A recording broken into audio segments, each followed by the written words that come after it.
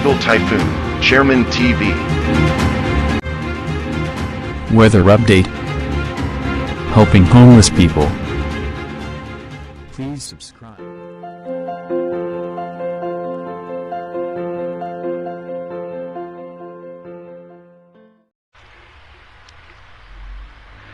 Magandang umaga po. Ito po ang latest update natin ngayong araw, July 7, 2024.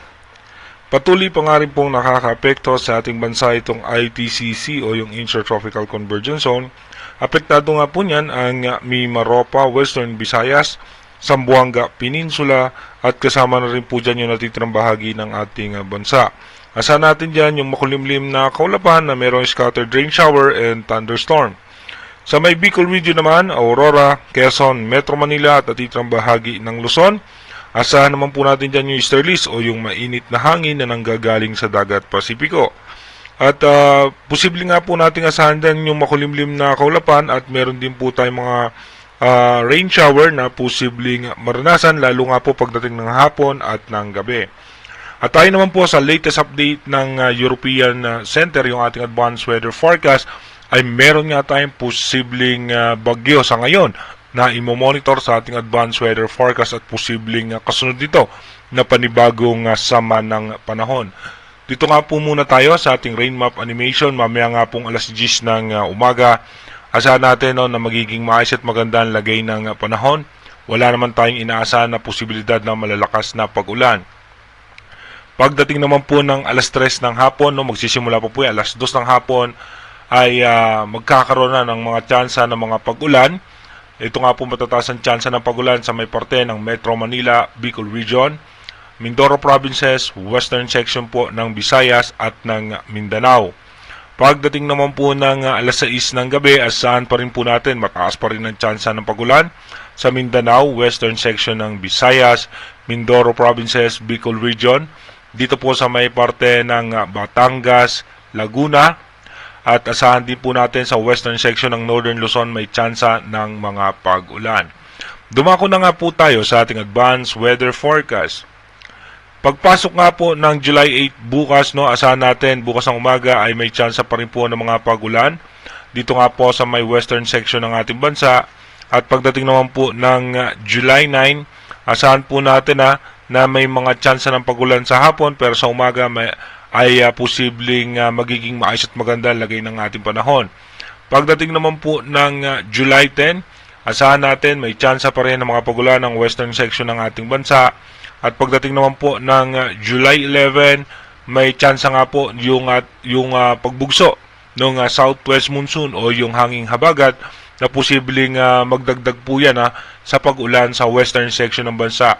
Habang meron nga tayong possible low pressure area sa labas ng Philippine Area of Responsibility. Pagdating naman po ng July 12, dito nga po sa may western section pa rin po ng ating bansa ay may tsansa ng mga pag-ulan. Habang ito nga pong low pressure area ay posibleng pumasok ng Philippine Area of Responsibility.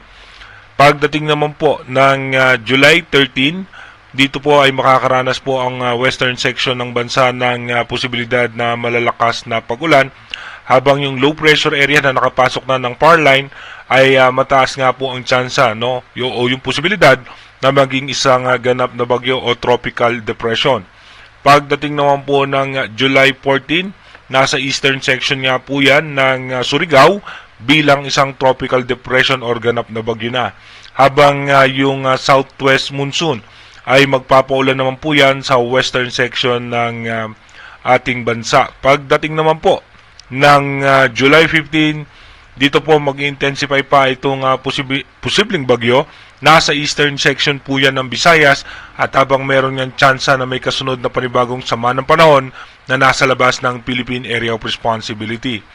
Pagdating naman po ng July 16, ito nga po ay nasa eastern section na ng Bicol Region. Sa ngayon nga po dito sa nakikita natin sa ating advanced weather forecast ay mababa pa sa ngayon yung kanyang tsansa ng landfall scenario dahil nga mapapansin natin ay pangat yung kanyang direksyon pero posible pa rin po yan bumaba ng bahagya o dito nga po yan dadaan sa may parte ng Northern Luzon.